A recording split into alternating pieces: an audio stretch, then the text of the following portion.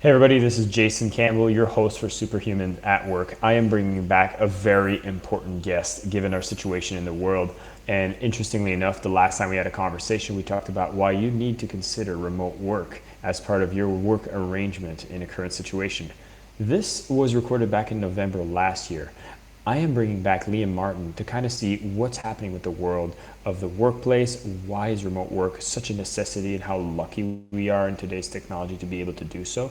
And a bit more discussions on what's happening right now that can be relevant for anybody who is working within their company, for a small business, whether it's large, big, or independently. We're going to touch on a lot of different topics, but really just bring more conversations around this whole idea. Now, Liam Martin is the co-founder of Time Doctor and Staff.com. His platform and his focus is all about educating and providing the right tools for people to work remotely as small, medium, and large enterprises. And during this time, it is a very interesting time to be in his industry, and I know he's been doing a ton of initiatives to educate and support the public in this time of transition, and this is really where we're going to be taking the conversation during this session. Liam, thank you so much for coming back. Thanks for the intro, Jason. I wish it was under better circumstances. I agree. And from what I understand, we've been having a quick conversation before we hit the record button here, but you've been quite busy. And I'd be kind of curious to know from your perspective, what have you been seeing in this shift? I mean, it sounds like everybody needs to work from home. What does that mean for a lot of companies? Is this good? Is this bad? What's going on in your world? So it's bad, but it's also good. If I could kind of define a silver lining on that, it's going to improve people's lives once this entire pandemic is over. Most people, I think the exact number from the data set that I got, the Buffer remote work report, 96% of people that work remotely or have their first experience working remotely don't go back to an office environment. And so that's probably we're going to see a huge shift, I think, within the next 2 to 3 years of people that are going to get a taste of working remotely. They're going to recognize that they don't need to actually keep those office leases, that those are actually a real restrictor towards their P&L, and they're going to get rid of those costs, and they're going to move to a remote first model. So that's kind of the positive side that I see. The negative side, obviously, is a lot of people are being forced into this situation right now. And one of the things that I want to tell people is it's not as bad as you think it is. Working remotely is actually really positive. Most people find it as a fantastic experience, and we need to focus on that part. And what I'm currently doing over the last couple of weeks has just been educating people on how to work from home and how to do it well so that they don't run into the pitfalls of not knowing what's happening and not being able to communicate effectively across remote teams. Remote companies are definitely different in the way that they communicate versus on-premise teams. So without knowing those, you won't be able to really get yourself through this rough time. And it's interesting because we spoke about how this was going to be an inevitable shift over the years. We knew this was going to happen. We knew that some companies were already recognizing the need for remote work. Yet in this particular situation now, as everybody's been forced to do so, I feel like some companies are more prepared than others. And I was going to say, like, from your perspective, what is happening? What do companies that are more prepared have in common to facilitate remote work? And why is it that some companies are struggling? And what are they missing to kind of facilitate this remote work? So I think that the biggest barriers that people have towards remote work is communication and process documentation, if I can get super tactical with everybody. So I've been doing presentations now. What do you need to do today? What do you need to do next week? And what do you need to do next month? And I think that's a really good way to kind of define, if you're right now thinking to yourself, I need to deploy remote immediately, that's a great way to kind of crystallize the conversation. So what do you need to do today? You need to be able to assess your P&L. So where can I start to do cuts? Can I negotiate with the lease agreements that I currently have now? And can I figure out whether or not maybe I can get out of some of those lease agreements? Or is your lease on renewal in the next 2 to 3 months? Take a look at that. Look at your contracts. Get your lawyers involved. Secondarily, how can I mitigate other costs, right? So if there is a situation, I've spoken to people right now that have taken an 80 to 90% cut to their business. And that is something that is disastrous for a ton of different businesses. So take that assessment, figure out where you're currently at. If you need to cut people, you need to do it right now. Make sure that they've got the EI programs, employment insurance programs that you can hopefully get to them right now so that you can survive this. Because I think in reality, you have to expect this to probably run for 6 months. So just to kind of get people's heads around that, think of a 6 month kind of winter, right? Winter is coming, as Game of Thrones tells us, it's here right now. So that's day one. And then also obviously deploy the tools. So Zoom, Slack, Twist, process documentation, take a look at Trainual. I have a whole bunch of information on that. We can link to my YouTube channel where we talk about absolutely everything you could possibly think of with regards to remote tools. It's a relatively high level, but we definitely in the next couple of days will be putting more kind of approachable content for Remote Work 101 in there. Then it's next week, right? So then it's like, okay, let's focus on communication. I'm sure, well, you've worked in an office, Jason. I know you do work in an office. And there is no, can I have a minute attacks in remote work. Can I have a minute? Can I have a minute? Those don't exist. So what you need to be able to do is actually be very specific about communication. You have to schedule communication inside of remote teams. So that means setting up, Google Calendar invites, setting up Zoom calls, getting everyone on video. I have something I like to call the hierarchy of communication, which is basically in-person beats video, video beats audio, audio beats instant messaging, and instant messaging beats email. As you move up the chain, you become more synchronous, meaning there's higher level of communication that can happen faster. And as you move down the chain, it's more asynchronous. You generally want to be able to move up into the synchronous side of the spectrum. Also, just all of the nonverbal communication that occurs in person, some of that you're not going to pick up. So it's important to put people on video as an example so you can see where people's heads are at. The next month thing is the one that's even more difficult. I think that's entirely connected to people's mental health. A month from now, we're still going to be working from home. A lot of people will be forced to not leave their homes. And that's where we are going to have to be checking in with everyone that we're working with, making sure we know where their heads are at.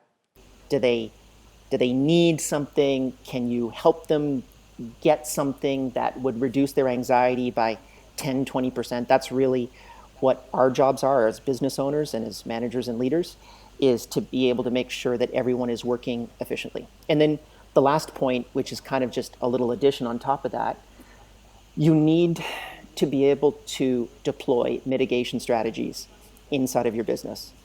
Expect 20% of your employees at any one point could be sick for weeks.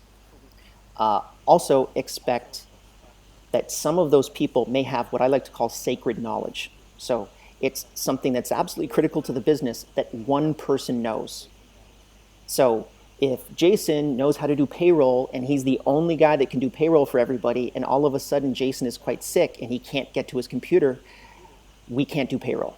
So you need to do an audit like that as well to be able to figure out exactly what everyone is doing and remove that sacred knowledge.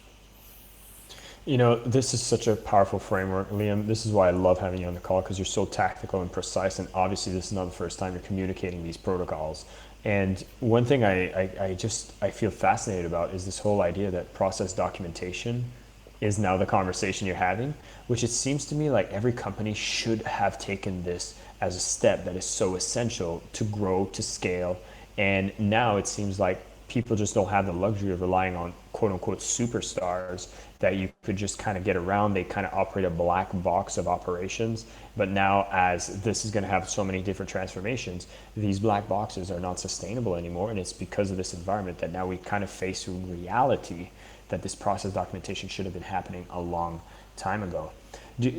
What do you say to someone that's kind of operating from a fear-based mentality? Like, let's say I'm an employer, I'm Jason Campbell, I'm working in an office, and maybe there's things that I have the perception that I'm doing that I feel makes me indispensable.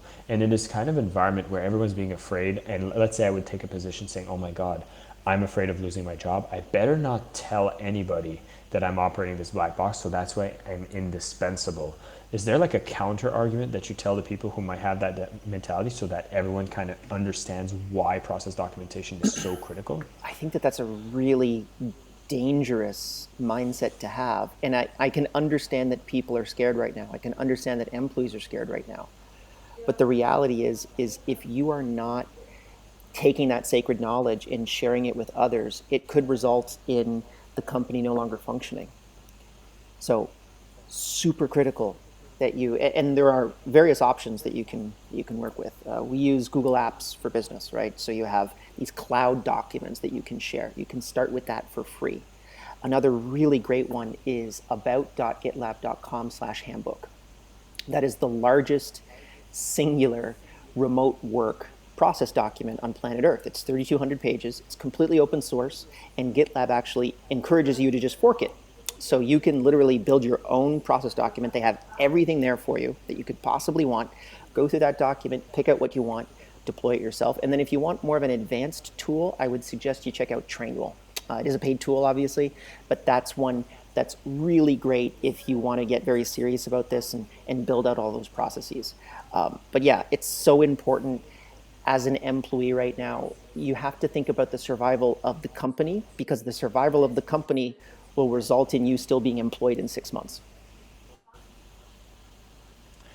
And one thing that I know we were discussing just before the call that I find is so important in these times more than ever as well is that there's a lot of things we can do as individuals, even beyond the company that we work with, to kind of help each other out. And I know like one of the great things for supporting ourselves mentally, both professionally, mentally, and personally, is just understanding what are the ways that we can find ourselves in a better state mentally. And I know there's a lot of things that we're going to need and that we can do to actually just help each other out. And so I'd love for you to kind of tell us more about like what does that look like? What are the initiatives we can take so that we can actually be in a better position and stop maybe getting dragged into this kind of dog like crazy mentality that's fear-based and kind of defensive based, and make us a bit more open and supporting each other through these, unprecedented times. Yeah, I'm saying don't panic, but take action. So I think that's like exactly what everyone should be doing. And when you look at international disasters or national disasters, actually, any earthquake, war, those types of things, the people that are frozen in place are usually the people that are in the worst position. The people that are mindful and thinking, what am I doing next? Those are the people that usually fare the best in those types of situations. So it's really important that you, again, assess where you're currently at. What are the damages, right? Let's say you get hit by a car. It's exactly the same thing. Don't move. Assess where you're currently at. What are the problems? Does everything function, right? Can I still be operational over the next minute, hour, day? Secondly, what things do I need to do to actually solve any of those problems that I currently have? So that means, unfortunately, making some difficult decisions. But I think for the survival of the business, it's absolutely critical to do that. So what do I need to cut? How can I be operational in the next 6 months? And then the third thing is, then can I move towards sustainability?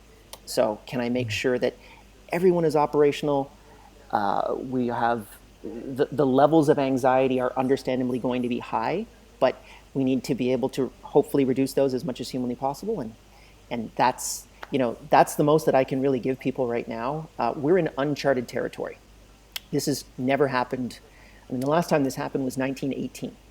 Right, so none of us were around at that point, and it's a completely new playbook.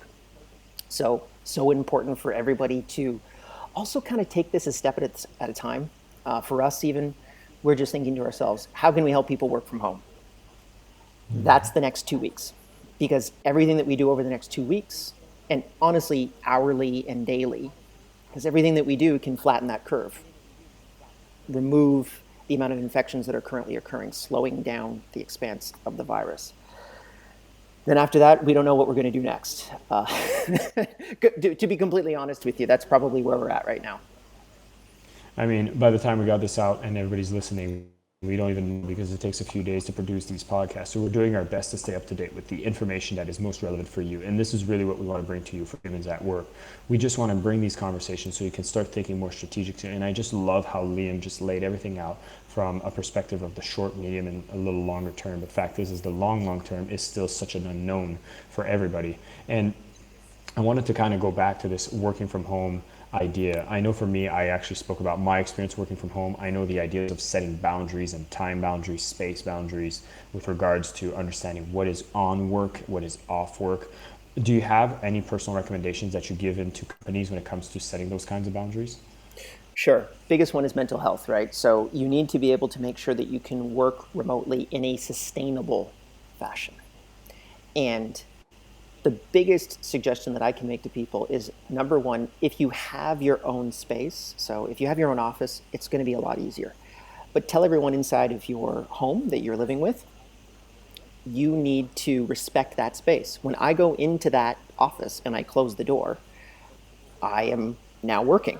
Consider me 10,000 miles away. I am not currently here with you. The second thing is to be able to, if you don't have an office, get a space that's inside of your living room or inside of your bedroom or something like that, a small desk. When I was working remotely way back in the day, I had a certain spot on my couch and I mentally locked myself into only working in that spot. So if I got like a social call, like if you were to call me just to say, hey, what's up?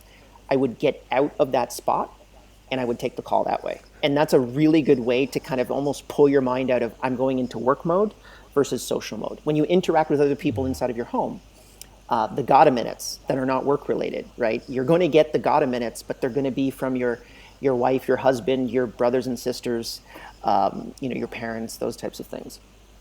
You need to be able to mentally disconnect from those and make sure that those are social and they're not work related. So drawing those boundaries are absolutely critical.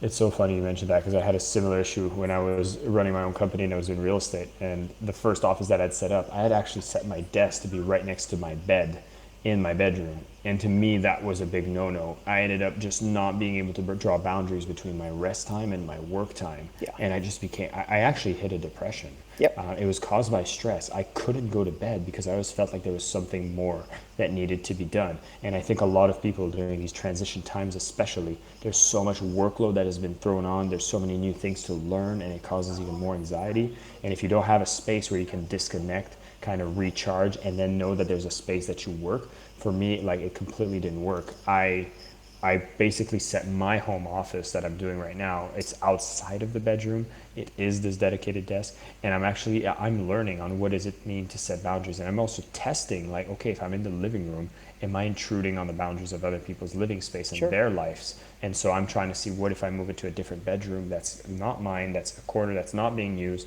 so that at least I can do the same thing as you mentioned, which is kind of changing into the state of work mode in a shifted space. And I found that super valuable. And I think a lot of other people are going to be learning that quite fast. Yeah. The other thing that's important to recognize is your mental stability and your mental health. Number one is really difficult for you to self measure. So I use something called the 5 minute journal. And inside of that journal, you'll actually say, like, how good do I feel today on a score of 5 or 10? And that's actually a really good way to measure where you're going because it's almost like the frog in the pot, where you'll just start to maybe you're not exercising, you're slowing down, right? Like most gyms are closed right now in North America. You won't be able to get access to that type of physical activity. It's going to have a toll on you mentally. But you need to be able to measure that and recognize where those changes occur so that you can be a lot more mentally stable because it will sneak up on you. Depression sneaks up on you. It is not something that just you wake up one day and say, I'm depressed. It is a very slow process that takes weeks to months. And you're usually not aware of it until it's too late. So I think keeping up those habits, I mean, no, I'm somebody who used to love going out to go to the gym. Now I'm redesigning a lot of my own home routines, and actually, I'll make a quick mention for those listening. You definitely want to look at the masterclass we did with Ben Greenfield around the longevity blueprint, because it talks about all the activities that you can do physically, and so many of them are applicable to be done from home. And to me, this is something I need to bring back into my life. I'm currently just transitioning all my workouts into at-home workouts, just so I can get some movement in to maintain that mental health, because I understand how important that is. Liam, like, I love how much of a wealth of information you are when it comes to remote work. I know that you have so many tools that support people doing that. You're building a bunch of resources. I also wanted to kind of close it off because I know you're working on this amazing project, which is in collaboration, I believe, with the Red Cross, creating some donations. I kind of wanted you to share a bit more about what you're doing there and how people can support as well. Sure. So in terms of remote aid, so if you just go to runningremote.com, you'll be able to see the event that we are currently running. And we were running a physical event. It was the largest conference on remote work. And like everyone else, we got canceled. So we are instead deciding to turn lemons into lemonade, and we're running an online event. So we're bringing all of the people that we've been inviting to Running Remote over the last couple of years that are all experts and operators inside of building and scaling remote teams, and we're just going to put that online. It's completely free. If you'd like to donate to the Red Cross, you absolutely can. But if you want the information for free, you can get it. And that's, for us, the best thing that we can do right now is just provide that type of education. So if you're thinking to yourself right now, you're probably in the 1 day to 1 week stage at this point. Within 30 days, we're actually going to be running that event. So hopefully that's where you can kind of take a pause and really sort of sit down and refine your operations. That's the best place to do it.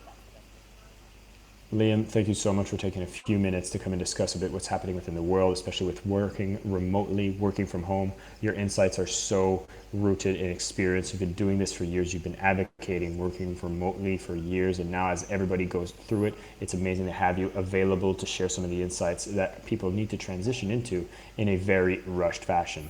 So if you were paying attention throughout this entire session, really there's a short, immediate thing that you need to shift for yourself as a business owner to mitigate these expenses, to look at your P&Ls, to be scrutinizing that. And as a personal employee, I would say you might want to do that in your personal life as well.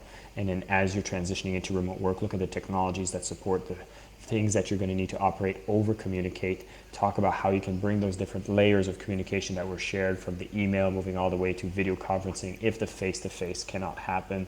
And then obviously over the long term, you're going to want to make sure that people are working on documenting their processes. It's so important, not just because you have to work remotely, but as a company that's going to scale, become more efficient, become more effective.